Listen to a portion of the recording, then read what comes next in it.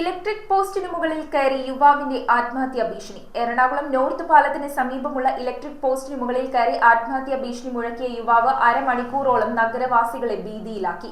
യുവാവ് താഴെ ഇറങ്ങുവാൻ വിസമ്മതിച്ചതിനെ തുടർന്ന് വൈദ്യുതി വകുപ്പ് അധികൃതർ സമീപ പ്രദേശങ്ങളിലെ വൈദ്യുതി ബന്ധം വിച്ഛേദിച്ചു. നാട്ടുകാരും പോലീസും ചേർന്നാണ് യുവാവിനെ അനുനയിപ്പിച്ച് സുരക്ഷിതമായി താഴെയിറക്കിയത്.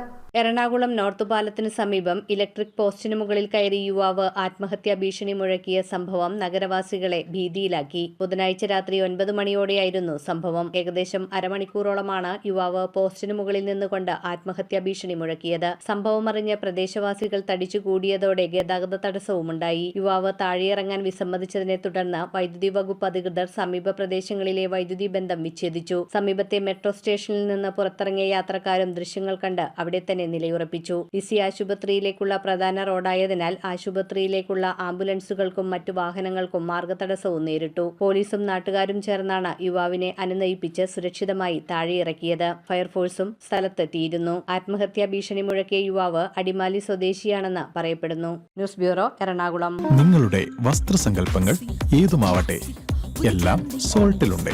The salt fashion near Sreenarayana hall, Chullikkal, Kochi.